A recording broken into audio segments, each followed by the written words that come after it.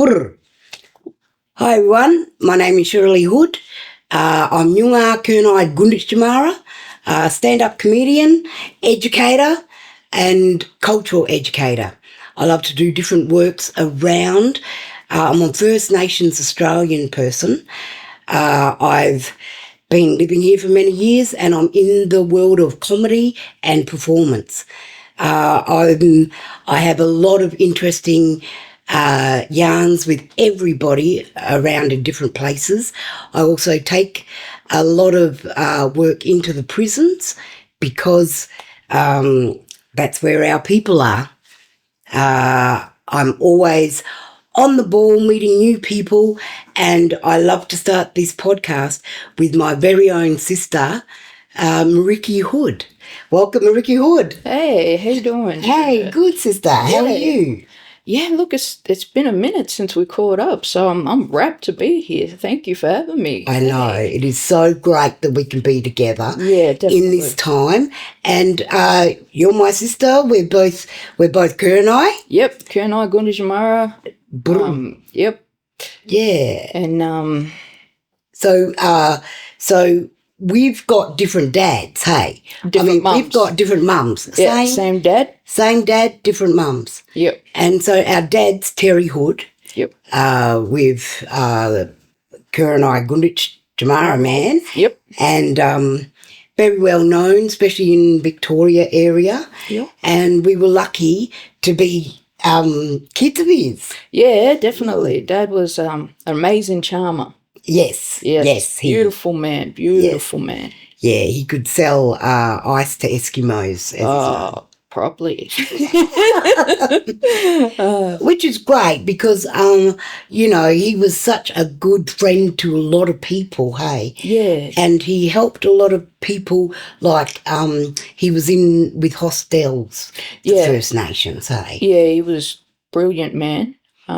Very good at keeping friends in different circles, different groups. Like everyone knew him. Yes. I remember I couldn't walk down a block or two without being stopped or pulled up on the street like, oh, who's your father? Oh, Toddy. Oh, Sam. I know you. I remember you when you were this. You know how they all go back. That's and right. That's the love, eh? Yeah, and they only had nothing but good things to say about Dad. Beautiful stories. Things like, he gave me his last $1 once, or, he was the first man to buy me my birthday present. Yeah, that's right. He was the first man to give me shelter. Yep. Yeah, I remember that always, And so that being like a strong part of where we come from, So he helped a lot, eh? Yeah. And then out of it, we both sort of are growing up in Victoria, and then you've done brilliant stuff with your life, hey? What have you been into? It's kept me busy, eh? And I guess being busy kept me out of trouble too, so, which is a good thing. Just like you, I'm a Capricorn, so, hard-working, driven, dedicated. That's right. And I think for me, my calling ended up always kind of evolving around music. I think music was definitely my savior. And it is, I guess, I look at it when you strip it back to its original core, music is medicine. It has always been like medicine, vibration and frequency and tapping into the healing aspect and song lines with our mob. And we knew certain forms of healing that music did provide our mob. That's right. And because they're words back with beats that rock with our flavours. Yeah, exactly. Like it just hit. I know. And I know that you've done a lot of rap. Yeah. That's something you're particularly brilliant at. Yeah, I mean, I'm blessed to be here. You know my history and you got to watch me perform when I was a run-em-up kid. Yes. And little one. Yeah, like it's always been something I gravitated towards, and it was always a big part of my healing. Mum got me into playing classical piano when I was about from 6 up till about 8 or 9, and she was very particular on me learning classic piano, which was brilliant. It taught me a lot about melody, tune, patterns, but then my teacher passed away, bless her, and it just didn't feel quite right. So I just kind of let that aspect kind of go a bit. Wow, that is a really major thing, don't you think? Yeah, definitely. Like, do you ever think maybe you could have been a classical pianist? Yeah, look, I've always, and even now today, I always appreciate different genres of music, especially, Beethoven, Bach, Mozart, all the classical. Growing up watching Fantasia. Yes. Yeah. And it like all different genres, it hits at a different place. And sometimes you're just in a different mood, got to hear different styles. But even nowadays, I'll put on a little bit of classical just to help get my son to sleep sometimes, just to ease him a bit. If I can't find didge, if I don't have the didge or clapsticks or something to just calm him, yes, classical's the next thing, because hip-hop just gets him moving. Yeah, that's right. Gets him awake. Yeah, a little bit too much like me, I guess. That's right. How many children have you got? So I've got two. Same father, Johnny Mac, John McGuinness. We both met on stage. Just huge gap. So my daughter's she'll be 21 in July. Boom! Lyric, yes. Yeah, exactly, Lyric. Yeah, remember when she was just young singing with you? Yeah, I couldn't escape it. She'd always be, joined at the hip on stage with me, and Ronan now, he's just turned 6. So yes. Well done, Meriki. Thank you. A big difference between them both. Yeah, definitely. It's been a learning journey. Children are always our best teachers, best teacher with patience especially. Understanding our limitations regarding sleep deprivation. Yeah, man. Yeah. How do you handle sleep deprivation? I still have to talk to my higher self about that, because there's times that are just, if you stay up past 36 hours, you start seeing and hearing things. So sleep is important, especially for the body to heal and regenerate, rejuvenate. So yeah. It's definitely a blessing. I can understand why it became sleep deprivation is the torture tactic. I can definitely see why. Yeah. I mean, kids, they're the best productions, eh? Yep. How did you balance children and rap? I think music's always found me at my lowest, or when things have been really, really stressful. And both my babies came at very interesting times. My son, I brought him home, and for all parents out there, we go through like a hibernation stage. This is when you're extremely isolated in home, usually with your partner to help if you're lucky. Otherwise, you're on your own. And after that 3 months, I was ready to go back to work, but then COVID hit. So that in itself kind of brought back a lot of interest in sort of dynamics when it came to parenting and different styles, and a lot had changed. By that time, Lyric was 16 years old. So so it was a huge sort of difference. And we know babies' development's always best when they're out and about and observing the world, and to kind of lock them in with you, it changes things. Yeah, it's hard, hey? Yep. If you remember, like 2020, we all thought, great things were going to happen. Yep. Kanye West was going to become president. Yeah. Remember all that? Yeah, exactly. And then next minute, COVID. Yep. Said, stop right there. Yep. Bitches, stay home, get to know your families. Yeah, that's him, man. It's like just when you thought it was safe. And how did you cope with that 2020 lockdown? In Melbourne, we had a major lockdown. Yep. So, we had helicopters at 7:30 every night, making sure nobody left their homes, and everybody was locked in by 8 o'clock every night. Yeah, look, it was patrol properly. I think Melbourne was the longest lockdown city with some of the most strictest rules in the whole world. In the whole from my world. understanding. Absolutely. And absolutely. look, it was during that time son started to change his behaviours. Wasn't sleeping at all. The only way I could get him to sleep was the drives. Oh. So, as you know, trying to Yes. get outside driving was near impossible. And when you've been up for 24 hours straight, you become quite desperate for sleep. So putting him in a car and doing a few circles around the block, and it got to it was terrible. Like, I even had a letter from my GP and a referral letter from the Royal Children's Hospital stating their concerns about my son and his behaviours before he got his proper diagnosis, that were formally done by the Royal Children's Hospital. And so I had these, documents, a bit of a paper trail explaining what I'm doing in the middle of the night driving around, because I got pulled over by every individual cop. And look, one or two of them were pretty understanding, sympathetic. Yes. But I had also bumped into the worst of them that were like, get home before we take you. And I tried to explain my situation. I handed them the documents and they're like, don't start. We're not here to argue with you. And it's like, I want my kid to go to sleep, man. Yeah, I've been up for 24 hours, like. That's really hard. Yep. That's really hard stuff. I mean, not being allowed to go out. Yeah. Now, when you go out after that time, Yep.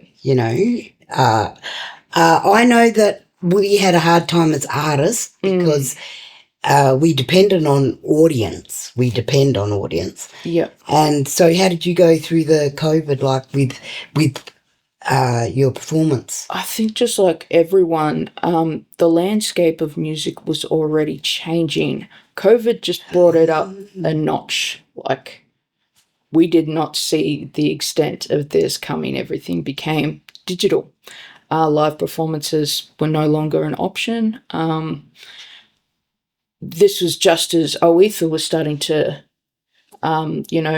start to get a wider audience, not just Australia-based, but internationally. We were about to start touring, and then it hit, and we lost pretty much nearly everything. We all lost a good $8,000 each on the touring dates. We all lost a majority of, just that momentum that was building. Yes. Because we had one of the best managers, Mike Justice, and he was brilliant. He just knew that the world needed something different. So us as three staunch Aboriginal mothers all coming together and talking about everyday real scenarios in our music, it brought a lot of attention and a lot of healing to, the community. That's right. And a few mothers, I remember hearing mothers talk about this. Yeah. Yes. What was the group called?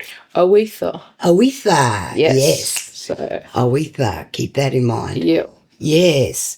And travelling through, you worked also with Payback. Yeah, so I'm pretty loyal, even, Capricorns we are. Yeah, we are. That's him.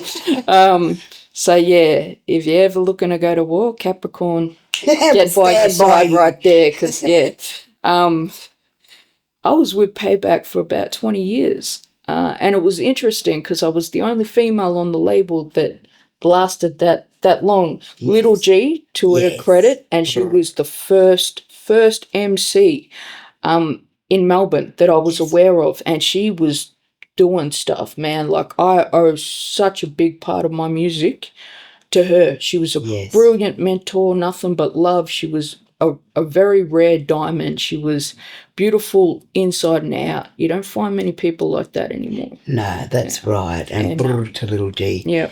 In heaven. Yeah. She's in Dreamtime. Yep. She's it's funny and it's beautiful how we have these legacies by people who've really worked in different areas, Yeah. And it has affected us. Yeah, definitely. And thank goodness, music's music's there to pick us up when we fall, I believe. Absolutely, absolutely. And she was a big part of Payback when it first started too. But Payback Records had like it had a big label. Yeah, there was about 17 of us all on the label. Yeah. From one stage or another when we started really building the momentum. But as time went on, it was more about working for it. And I think this is what people don't tend to understand in the music industry. You get what you put in. So if you're not putting in the blood, sweat, tears, and working your fingers to the bone, you won't see too much of an outcome unless by some chance you're blessed to know somebody really, really close. And me, I had it hard. I was the only female, and thank goodness, I've got this work ethic that's insane and dedicated to professionalism, but I was the only one on the label that was paying for my own studio time, my own rehearsal space, my own promotion, photography, video clips, mixing and mastering of the track, purchasing the stems. That all came from me. Wow, that is brilliant. Yeah, so because there was a whole lot of people and a lot of boys. A lot of the men were there and getting a lot of that just for being there. Yeah, well, it was kind of a boys thing, a boys club. Yeah. And I'm glad as a lot of this is. Yes, and I'm glad I didn't have to deal with the casting couch stuff. Because I was like the baby sister of the group. Yes. Or even occasionally the older sister whenever they mucked up and I had to pull them up. But it was a brilliant relationship. Still love them boys. And just like my sister girls, not much I wouldn't do for them. They're beautiful people. Always have a lot in common. Had to be their wing girl. It was terrible. Their wing girl? Yeah, out night. Yeah, they're like, sis, can you get her name for me again? I forgot. This is like the morning after. I'm like, Braz, that's terrible, man. Come on now. Do your own duty. At least remember her name. Shit. Call her babe then. Yeah. If you're going to go that far. Nah, that's right. Yeah. That's why I get them blokes to spell my name first. That's him. Spell my name. Yeah, go on. What was my name again? Yeah. Yeah. But it's interesting the different types of people that you meet. Where did you get your inspiration to do your songs, like your context? Why did you speak? I guess I think like all of us growing up, we're in the midst of still finding ourselves as characters, as people, and we do crazy stuff as teenagers, Yes. Fuck around, find out, see who we are and how it all kind of goes. And I'd been on my own since I was 15. I was living with big sister, still going to school, paying rent, paying bills, keeping a clean house. I've always been independent. Yes. I got my first job at the age of 9. I was a cleaner. Yeah. Yeah. So Mum used to book us like actual jobs, gigs and buildings, and we'd go and we'd clean and she'd keep half the money and then me and big sister would split it, Yeah. So it was a little side hustle that we, got into. And it just, I guess I noticed in the Aboriginal community, we had a lot of stories, but not many voices that could tell it. Yes. So I was lucky to kind of be on my own and enjoy my own company and learn to really listen. And I found my voice and I just started writing. And look, I kind of pride myself on being versatile, even with different genres. I'm not just hip hop or rap. I like to think of music as water. It's very fluent. It flows. There's no box. And I think that was always an issue with me. That's why they couldn't really promote my stuff, because my songs would sound very, very different. So Yes. I'd always been more like a songwriter than just a rapper. I loved rap because it gave you the ability to really utilize that extra amount of space to fit all those lyrics to really tell your story. And I grew up in the era where it was Yes. Wu-Tang Clan, Tupac, Bone Thugs, Public Enemy, and just they were storytellers. Yeah. It wasn't about hoes and money and bitches and, killing. It was actually, there was more to the essence. And I think it was a huge part of me. I needed to find my voice. I found it, and got creative.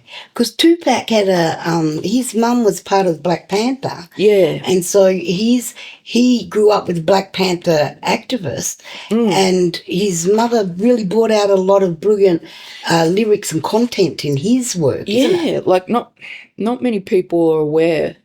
But he started out in theatre, and he was a genius before his time. He knew a lot about legalese.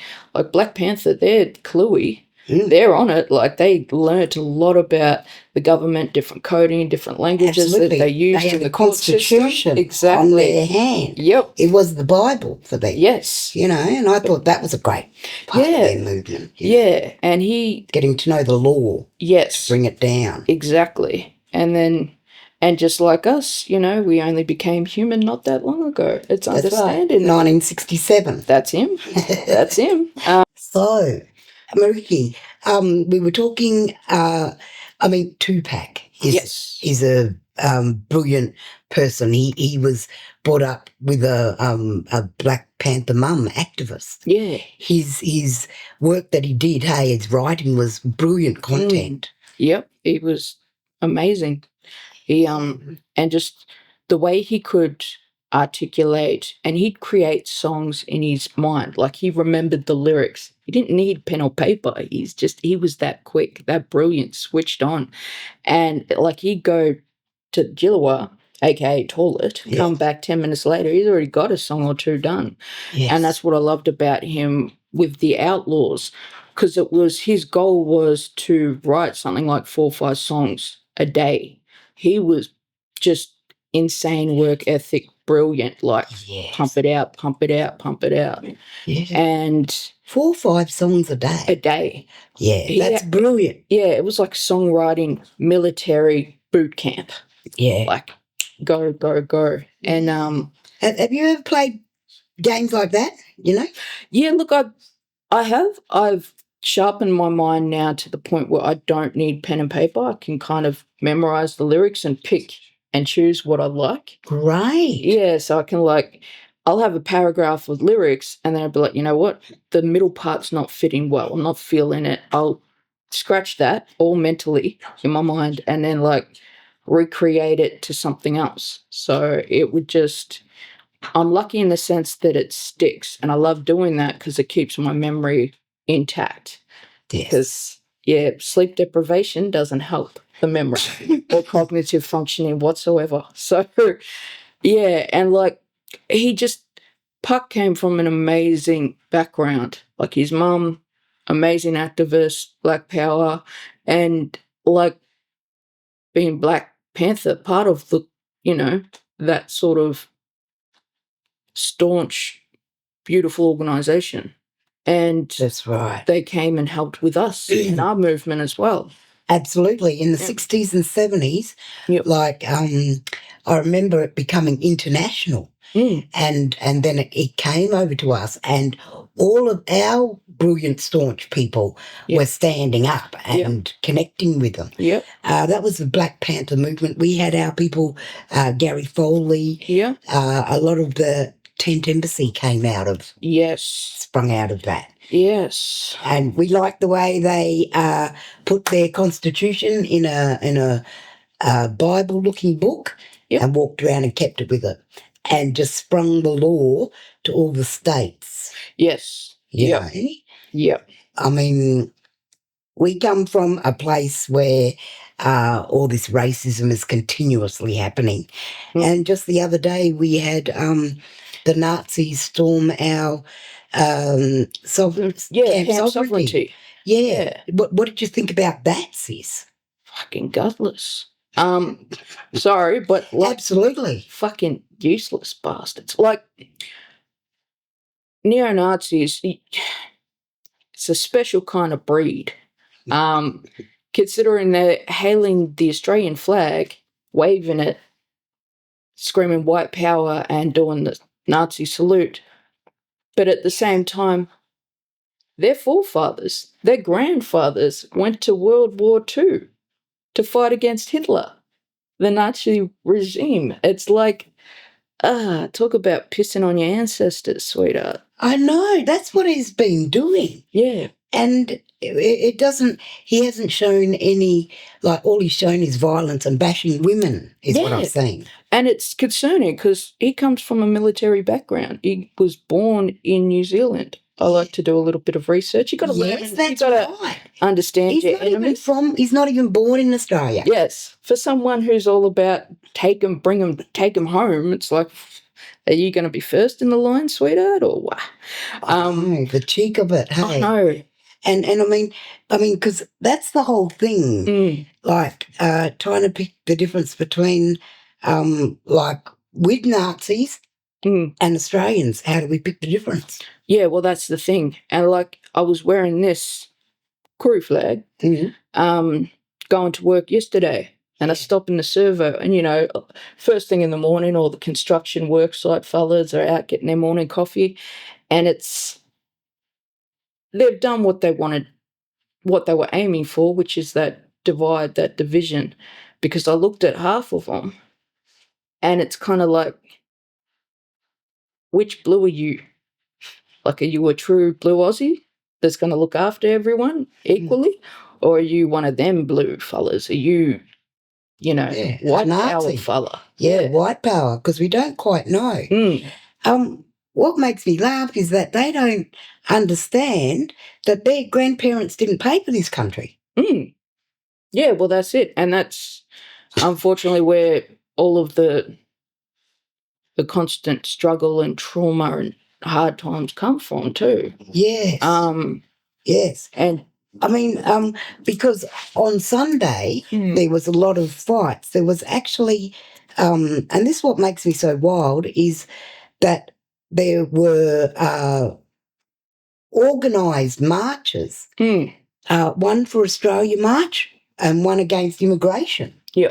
And it's like, well, they're all immigrants. Yeah. That day, and there was a lot of fighting, a lot of police presence all day, and then in the end they walked around and hit the camp embassy who wasn't involved in any march. We were just minding our own business. They ambushed us. That's right. Had the numbers over us. And what people need to know too is that camp sovereignty is like is where our sacred fire is. It's like our church, our mosque, our sacred place.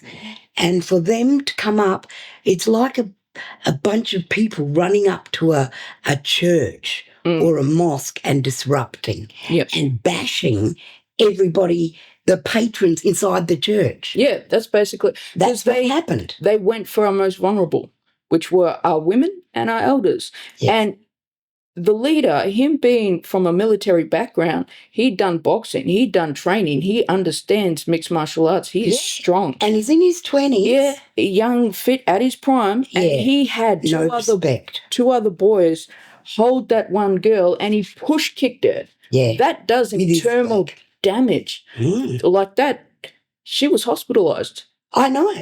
Look, and like, the women were bashed and smashed in the face and taken to hospital, and the police let it go on. And then when they came, they were ushering the Nazis to the trams. Yeah. On their way home. Just so gently. Yeah. Just ever so lightly. Yeah, quickly, boys. Yeah, quick. We'll cover this up. This is what we're dealing with at this point.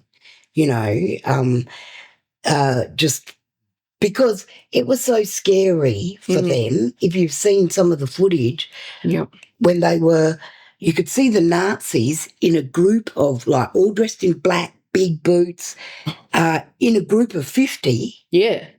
And with batons and bars, and they were there at the bottom of the hill and had to make a clear, like, run. Yep. And it's... I just, like, I just see the fear that they tried to build up and how they really attacked, like, why didn't police arrest them? There. And why have they only been arrested for a fray? Because what we're talking about is terrorism. That's a crime. It's terrorism. Yeah, and it's something that should be stopped immediately, and the police and the state and ASIO should have stepped up and done something about it. But they are ignoring, or they're smiling at them, or they're patting them on the back. Yeah. Good job. This is the Aussie way. It's not the fucking Aussie way. Yeah, well, I mean, what is the Aussie way? Well, that's it. But it's like, you've got to be a special kind of gutless asshole to be able to kick the shit out of a woman. And a week before that, he beat the shit out of a homeless dude. That's right. It's like, you're going to treat the most vulnerable like that. Someone who's done nothing to you. You don't know him from a bar of soap and you're going to go do that? You don't know his story. You don't know what he's going through. And it's the same with the whole welcome and acknowledgement to country and how everyone's kicking up a fuss saying, oh, just get over it. Don't do it anymore. Get over it. Man, we've been doing that before most people understood what the concept of time was. Yes. This is a cultural thing.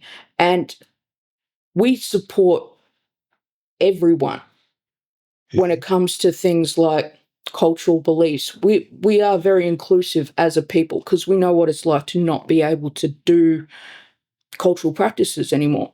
That's right.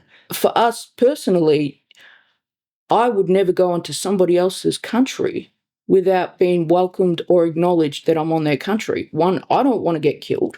It's trespassing. Yeah. Two, I'm suspicious. I'll be like, that's bad luck there. I'm not going through lands that could potentially be cursed and get something following me home and tormenting me. Exactly.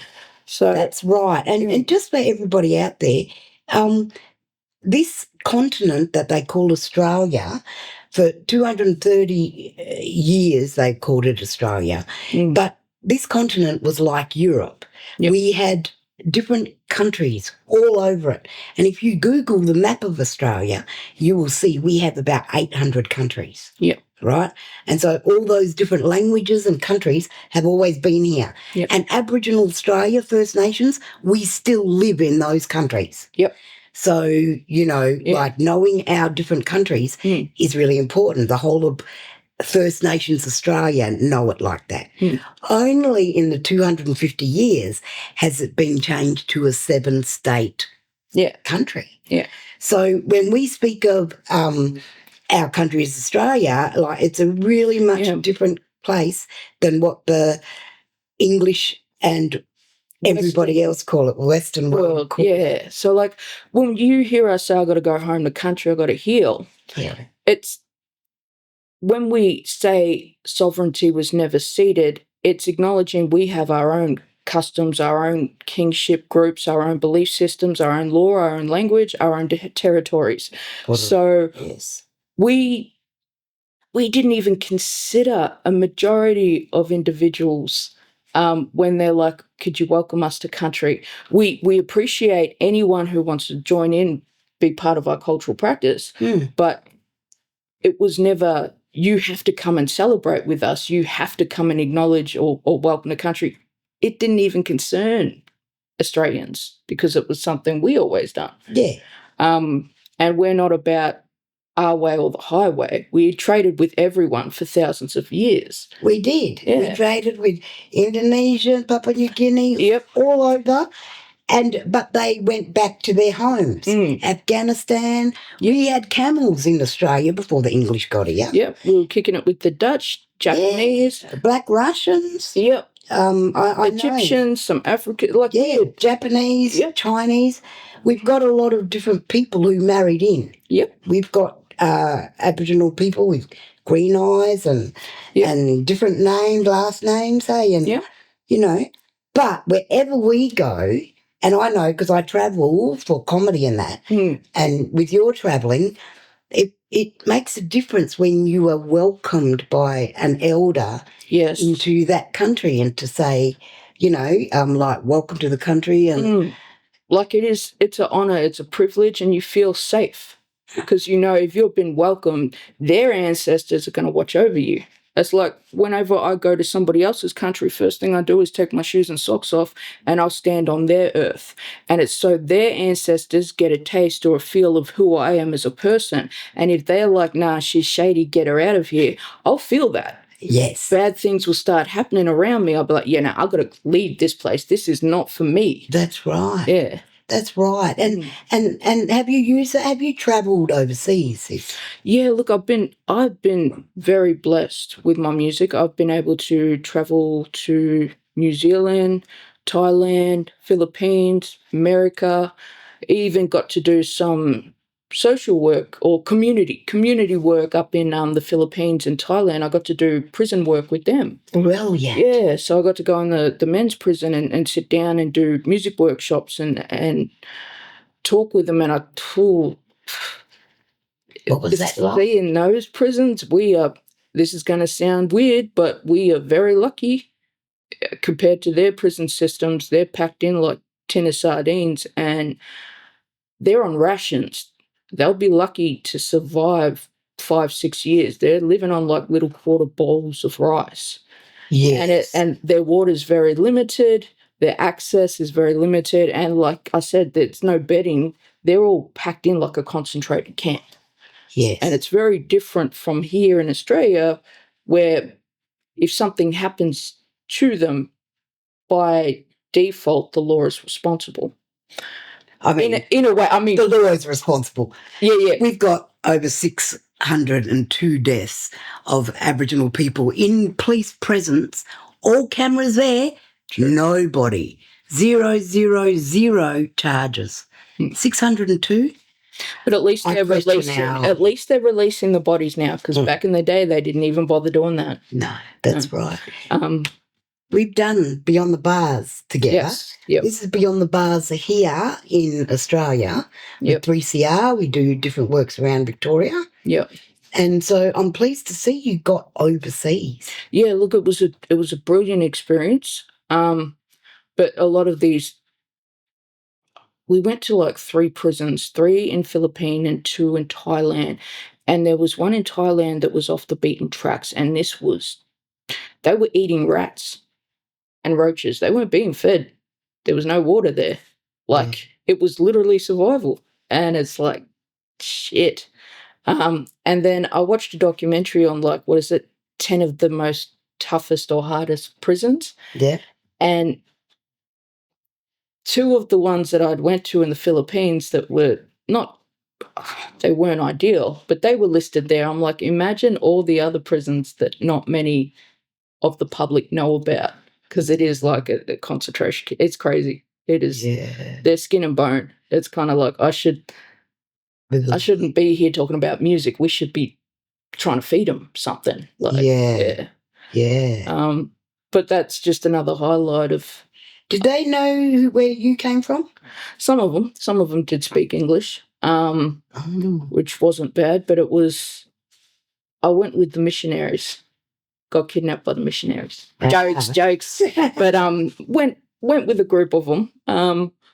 I believe in humanity. My goal is if I can better somebody's situation or help give them a small sense of hope in this world, I'm all for it, regardless of what kind of belief system other people are trying to install. Yeah. I'm more of a fighter for my people, well, our people in general. And it's very different, but they're beautiful people, such an amazing community sense and value. And the way they treat their kids is just, they dote on their children. Very beautiful sort of family morals. And yeah, in a way, you kind of come back here to Australia and it's still quite very different culturally. But yeah, you're right. I should take that back. Regarding deaths in custody, unfortunately, there's more than enough of us, and that's why I had to step down from the torch project that I was doing. Because for a minute, and it was one of our young cousins that passed away in there. Yeah, and the politics and families, and they claimed it was suicide, but I saw images of the body. That wasn't suicide. Yeah, they can't have. Yeah. That's what they say. Yeah. And it's like there've been 100 suicide cases and they say suicide, and it's like there's no way he could have got himself up there with them injuries. Exactly. Yeah. And because the only way he could have got up there was on the edge of the cupboard and then slide up the side of the wall, and that, well, there's no way he could have done that. Yep. Exactly. And so the cops, they're just a bunch of, they're all Nazis, if you ask me. They're all fucking Nazis. As long as we got colonisers who are stepping over us, nobody's having a conversation. And that just took me back to the way he went to our premier while she was on camera speaking. Yep. You know, it just, I don't know. It made me think, should we be going to the Premier as well and saying, like, when you're going to pay us for this country? When you're going to pay us? Hey? Yep. You know, if he's got that sort of gall, hey? Yeah, well, that's and then run around bashing women. Yep. And then it's like, would they have arrested him if he wasn't in the public eye? If it wasn't being filmed, would have just been like, shh, that way, out that door, bro? Yeah, well, that's what happens all the time. Yeah. You know? And that's why the whole world doesn't really know about our country, you know, and that nobody has, because we've never been able to speak about it. Yep. Well, that's it. And, you know, like going to America, a lot of our beautiful African-American brothers and sisters, they're like, where's all the black people in Australia? You know? And it's kind of like, man, they made Hitler look like a saint with the amount of damage they did to us from a whole colony of a population of people, Aboriginal 100%, people, to then by the time we were listed as human beings and we had the right to vote and not be tortured or owned or killed, there was 0.5% of us left. Yeah, 0.5. Yeah. My mum and our dad was one of those people. My mum grew up in a concentration camp for children only.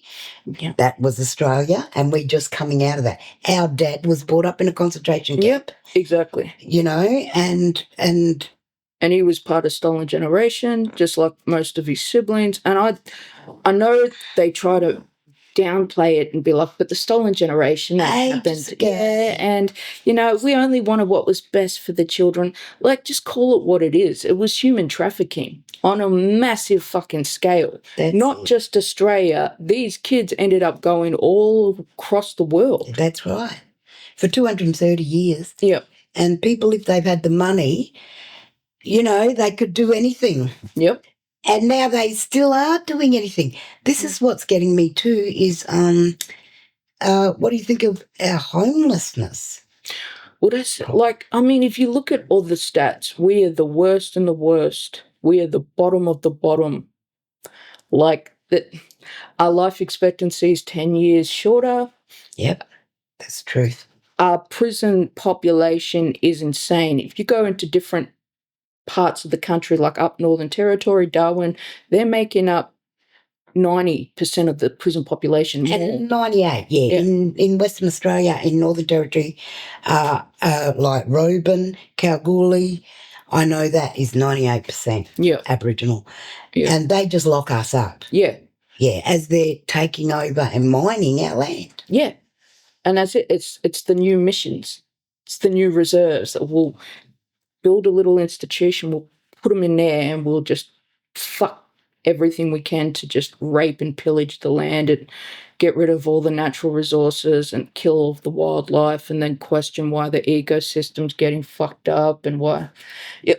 I know. It's crazy. It is so crazy. And it's been the best summer I've had in Melbourne. Yeah, look, it's been predictable weather for the first time in a while, which is good. But yeah, a bit of heat too. Yeah. And I think this is, when you look at our lives as Aboriginal people, this is why it's important to do comedy, to do music, to do art. It's therapeutic, it's healing, it's connecting, it's culture, it's education, but it also gives us a voice to raise these issues, because these are important issues. We're in a first world country being treated like third-class citizens, and there's still places that are completely segregated.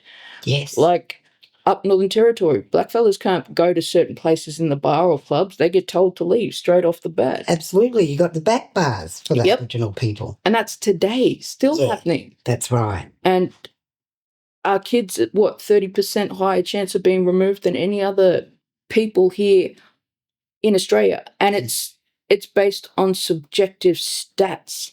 Yeah. That's what frustrates me. It's not something cut clean. It's not so black and white. It's not like physical abuse or sexual abuse where there's clear indication. These are under the terms of emotional abuse or neglect. What does emotional abuse and neglect look like? Because it's very different for everyone. You've got our blackfella kids will run around barefoot because it's part of our healing, our connection, our land, and keeping spirit strong. And that connection. Yes, and that groundedness. And if a social worker saw that, that's flagged. Yeah. They'll bring that up and be like, oh, well, that's neglect. They're running around barefoot. That doesn't look good. So we were talking about That's right. And they pinpoint those children and say, remove them. Yep. And by that afternoon, they're removed and placed in a white family. Yep. And if they're brothers and sisters, there's 3 of them, they're placed in 3 different white families. Yep. Around somewhere. Yep. I know, and this is the stuff, people, that we are always having to keep our eyes out for. Yep. Getting those calls from our nieces. Aunt, our kids have been taken from school. Like, please come and help me. This is what we're dealing with every day. Yep. And we got kids, and we got adults, in fact, like younger than me and like around your age and that, who tell me that they've grown up with a white family and their birthday was in June, but the family didn't want to throw them a party then, so they said that their birthday's in July. Yeah. So this lad's been, celebrating. And it's few people. It's crazy the amount of work and responsibility all of us have to our community. Like, I've had 3 hours sleep again. Again, today, I've had about 9 hours sleep in the last 3 days. Yeah. Same. And it does affect my work. Man, I was so sleep deprived, I went into another damn office. I was working at somebody else's desk and just did not even jerry. And one of the co-workers came in, she's like, oh, what are you doing here all by yourself? I'm like, yeah, no, I think everyone's gone home. And she's like, oh, you're in a different office. And then I looked around, I'm like, oh. Right. My bad. Yeah. But like even last night, well, at about 3:30 a.m., one of the brother boys called me. I had to talk him off the ledge because he was going to off himself. And this is a beautiful, staunch community member. But that's the stuff we deal with on a daily basis. Yeah. We don't get to have a rest. We have to keep everyone safe and going and pushing. Yep. I know. That's why we do bring out our big gigs.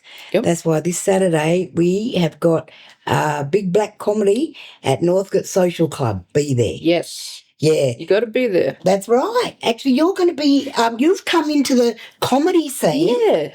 Thank you. You did something brilliantly funny on Facebook, which was to tell this brilliant story, and I saw that. Yeah. And just went, we need this in the comedy show. Yeah. Look. And you came down and you jumped on a comedy stage out of nowhere. Yeah. That was brilliant. How was that? Different. very different from music because, I come from a background.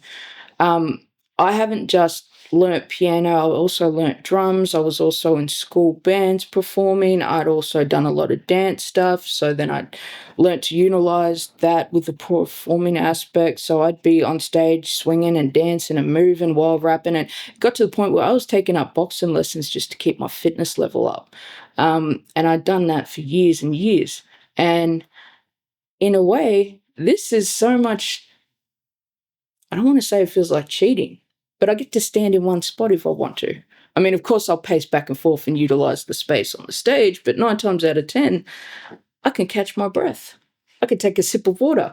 But you're just starting. I am just starting. When you get to know stand-up comedy, you do jump around and dance and sweat, and you can do all that. You just put it into a stand-up. I think it's more mentally exhausting in the fact that you've got to really tell your story. See, I can cheat in a way that if I mess up on my lyrics, I could freestyle a little bit. I can make it look like that was on purpose. Whereas we all cheat. We all cheat. You got to tell me your secrets. But you also have to stay very on top of everything that's happening, that's going on. I can kind of veer to the side and do more things personal. But I think it does. Comedy is your brain going full rip, and it's a wordplay. Yep. With music, if it's got a beat, it seems sort of like, because I love to sing too. Yep. I can wrap it up as well, and I find it easier. But comedy's different. But I'm pleased that you jumped on. Yeah. And just to try that, where you got to put your where you got to come up with the goods. Yeah, well, and make people laugh, eh? That's him. And you've got to tell the story from start to middle to end. There's no happy medium where I can pick up a very catchy melody and disguise that and make it sound more relatable but not execute it exact. I can kind of switch up the topic a little bit, but when you're doing a punchline joke, you've got to really keep with the story. I think the intention from what I'm gathering, but I am a newbie, so I'm learning every day. I'm learning every day. And it's really good. It's really good because then as you learn the tricks, you pick up all that sort of stuff. Yep.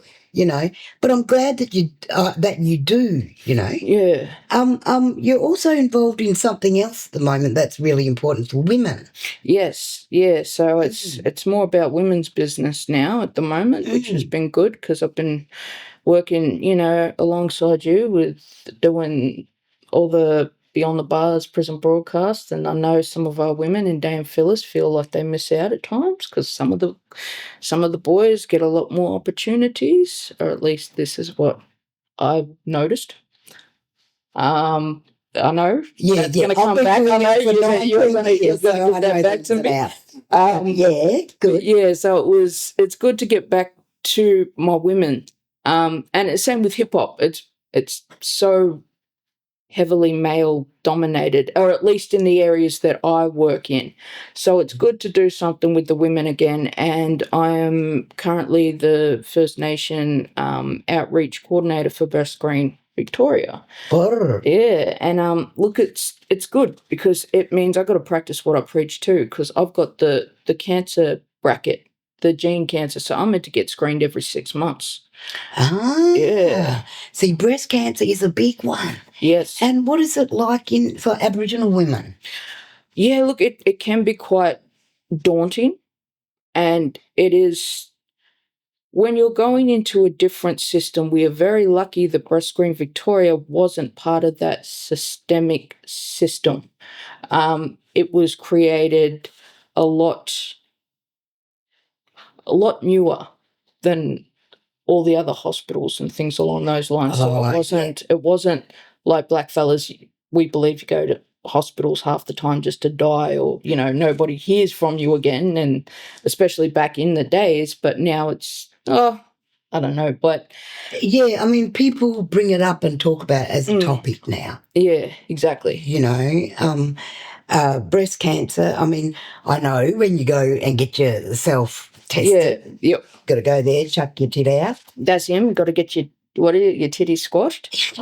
Yeah, that's right. But that's why it's women's business too, because it is important to us to have that sort of support system of our women. And nowadays, I'm working with an amazing group of people that have created a program called the Beautiful Shawl program, and we get our local Aboriginal women to do up an art piece, and then we print it out on the shawls. And this material is very tactile. It's very functioning in the clinic when you actually go and get screened and scanned. So they've made it so the material can actually go into the room with you, so you don't feel so exposed and isolated.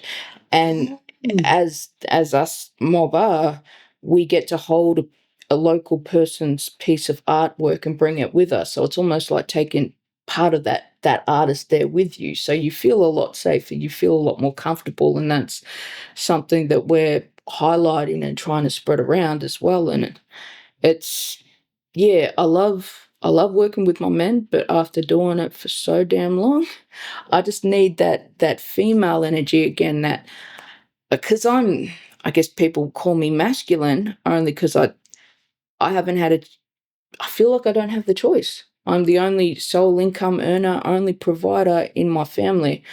And that's a common thing I've noticed. With Aboriginal people, we have to be staunch. Yeah, that's it. And unfortunately, with like Aboriginal men getting taken like that, yep, we a lot of our men are still healing, and I think we had almost enabled the cycle of letting them go off and find themselves, but we've been the ones to keep everything in place. We're like, for me personally, I'm the main provider. I'm still the main protector. I'm the one that drops everything, keeps things running. I'm the main child person, like I've raised, exactly, taking him all to the appointments, and my son with his special needs, it's like a second job. It's so much admin, trying to navigate NDIS is a nightmare. You think Centrelink's bad, NDIS takes it a whole nother level. Like, woo, and like NDIS is the like National Disability Insurance Scheme, and because my son was diagnosed after his second birthday, he was diagnosed as level 3, so severely autistic, nonverbal, global development delay, severe sleep insomnia, and ADHD. And this was all done by a child psychologist, a child behavioural specialist, and a neurologist. And then as time persisted on, he's going to a special development school. They need to make sure his IQ level was to a certain level. Otherwise, he wouldn't have been eligible for such a special needs school. So he then got his IQ tested. That was 39%. So he is now from global development delay. They wait until the child's at least 5. And then they do another cognitive assessment to see where the brain development has gone. And so he's on the 39 percentile, which means now he is severely autistic, nonverbal, severely intellectually disabled, ADHD, and still severe sleep insomnia. So it's sister. Yeah, look, it's been a journey. Dealing with massive lot. Yeah, it's been a journey. You wrote a song.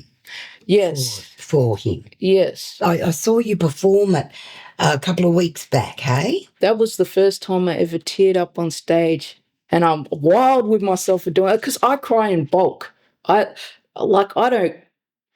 grew up with the mentality that crying in front of people is a form of weakness. You're highlighting your vulnerabilities. And I don't know where that mindset came from, but it always been entombed in me. So I'll only cry usually in funerals.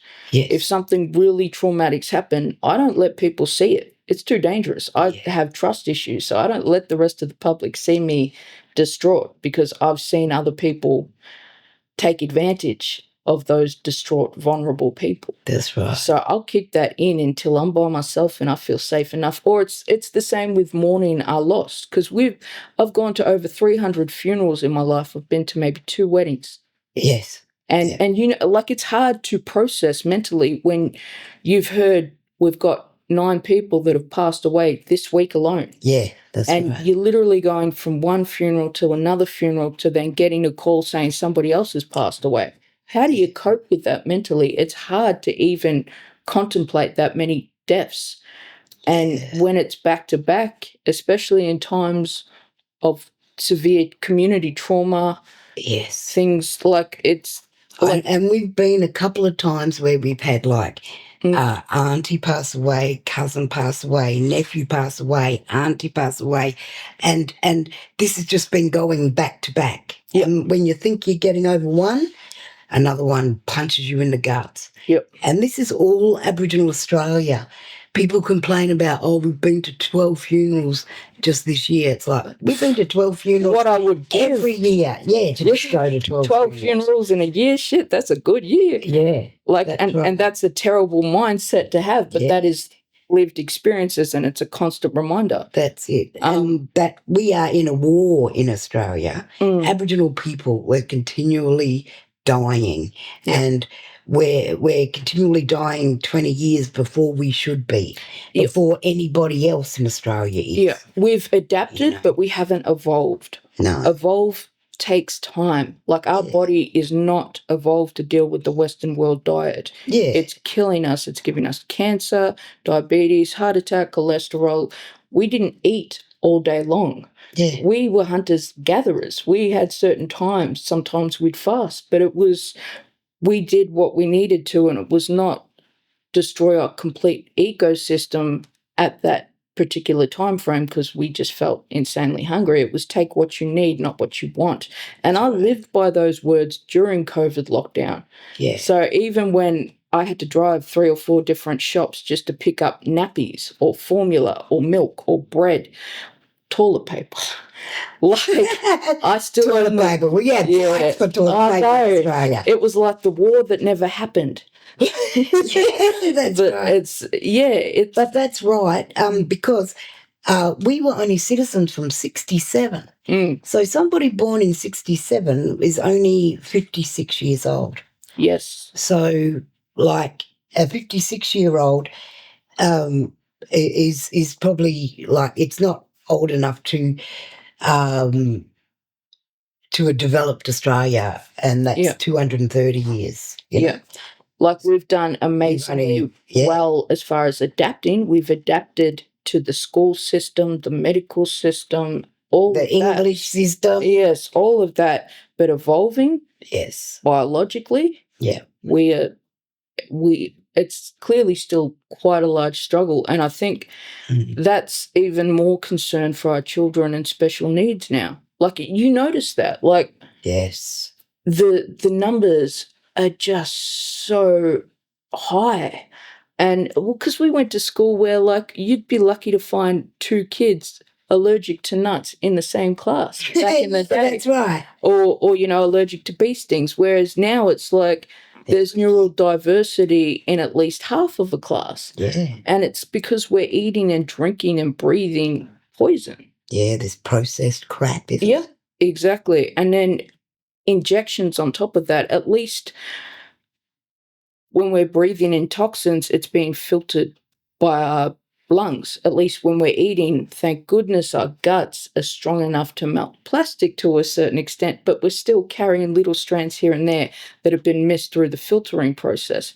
Injections, it goes directly into the bloodstream and hits directly into, you know, your nervous system, your brain, your heart, and it's amazing how quickly those numbers are spiraling out of control, especially if you want to do like a guinea pig medical experiment, go play with First Nations, because we are still evolving to deal with the Western side. And it's just, they're taking our numbers and realizing how quickly it's all affecting us. That's right. And then you're dealing with a group of people that have been exposed to things over such a long period of time, like, you know, Western world's been exposed to alcohol and wine and certain sicknesses, colds and flus eradicated us. Yeah, and I mean, they come from a place where they've got collateral and other lands.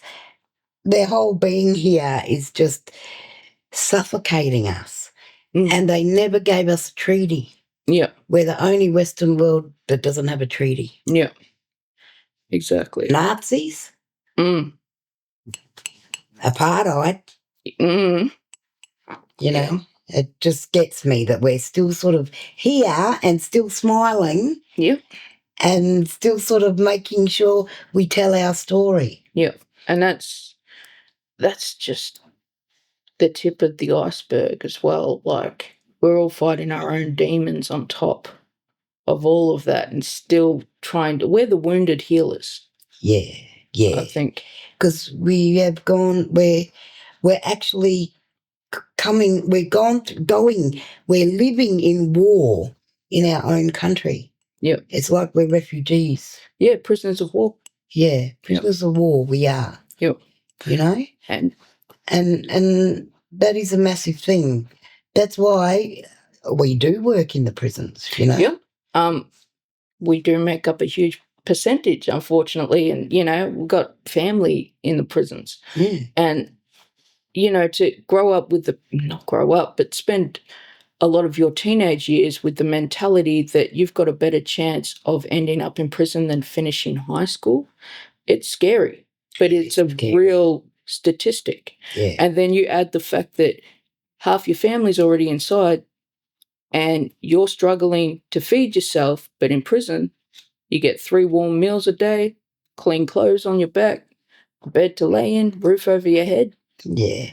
But also in Australia, we don't get to work at McDonald's. We don't get to work at in the supermarket. We don't get to work at KFC. We don't get to work in Australian society unless we work in the government or as an artist. Yep. That's how Aboriginal people work and make their money in Australia. Yep. Society doesn't want us. Yeah, like, you know? We spend most of our time in grocery stores being followed by securities. But like trying to get a job there, man. Yeah. Good luck trying to get a job there, exactly. Yep. And it's terrible because they are racist with dark black fellas and light black fellas. Yeah. They're crazy, aren't they? Well, it's this whole world's gone bloody crisis mode bizarre. You don't know who your friends are. You don't know who your enemies are. It's all being twisted. And look, freedom of speech is an important thing. We grew up in a generation where words don't hurt, not compared to other forms of pain. Like I guess you've got to be jumped and really pummeled to know the difference. But yeah, it's a very different sort of generation at times. And I think it's sad to see a majority of Australians realise the government isn't always on their side. And I think a lot of them woke up to that with COVID. Yes. And it was a huge shock. Like, it was a huge shock. And do you believe COVID was real? I'm not 100% sure. If it's a social experiment, we failed miserably because we didn't grab medical supplies. We didn't hoard canned goods or first aid equipment or fresh drinking water. We were fighting over toilet paper. Toilet paper. Like, what can you do with toilet paper? Is that going to feed you? You're going to bandage yourself up? You're going to build a house of toilet paper around you to keep you safe from the military? Like, yeah, we lost that. If that was a social experiment, the government doesn't have too much trouble getting rid of us. Like, toilet paper, we're done. We're done. Poor sheep, man. The sheep are looking at us like, brah. You fucked up, mate. So it's, yeah, look, it's, nah. because before white men come here too, we never had sheep in this country. We never had hooved animals. Yeah, well, that was it. All of our animals had soft feet, you know? And that's a really big thing. Yep. You know, Yep. our country would have been just so smooth. Yeah, well, it was. And it was always take what you needed, not what you wanted. And it was understanding the universal law, LORE, our sovereignty, as opposed to the other terrorist law. Even with our family, we wouldn't overpopulate if the land wasn't plentiful, if it wasn't abundant, if there were things like natural disasters that kept coming up that made you question your community and safety, you wouldn't overpopulate. It made no sense. No, Yeah. no, that's right. And it was funny because we moved around. And as I see now, as people get covered by floods, it's like, no wonder we moved around. We tried to tell you, don't build there. Yeah, that's not good for you. It's the same with the burnouts. Like when we do burn-offs, it's like just don't, yeah. Don't take our stuff. But honestly, Meriki, it's been so great to yarn with your sister. And it's hard being a First Nations person in this country. Yay. We just make it look good. We make it look good. and I'm so pleased that that along with all your beautiful kids and babies and family building that you still get to do your brilliant rap. You know, when's your next gig? I've got something coming up with Zeus.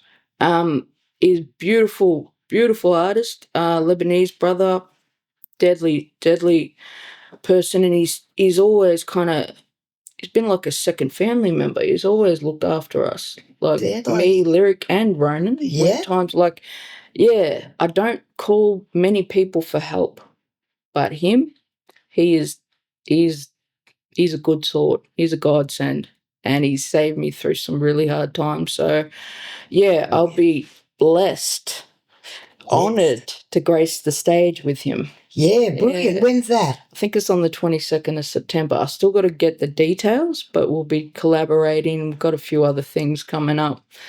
Also planning on releasing my new track as well. So I've done the one you sung? Yeah. Yes. So I've done the song, I've released the song for Ronan, my son. Yes. And his special needs, told my personal story. Now I've got to tell everybody's collective stories.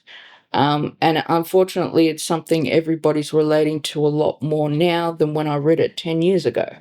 So it's just, and I think that's what I love. Music and stories that, surpass time. Yes. Yeah. And that's why I love even things like old nursery rhymes and hymns and, old fables. Like, Ring Around the Rosy, Pocket Full of Posy. That was about the Black Plague. Absolutely. But of course, their government at the time, the Crown, were watching everyone. And they had to do it in a tricky way that still got that message across for those who were willing to read between the lines. That's what I love about music. It's so relatable, reflective, and you will always find your answers one way or another if you're willing to look at it and really look at it. Yeah. Love it, Meriki. This is Meriki Hood. Make sure you go and look up Meriki Hood and Zeus coming out 22nd of September. Otherwise, come to Big Black Comedy, 6th of September, this Saturday at Northcote Social Club. You'll see Meriki there, and you'll see the Hood Productions just running a big black comedy night. Yep, that's it.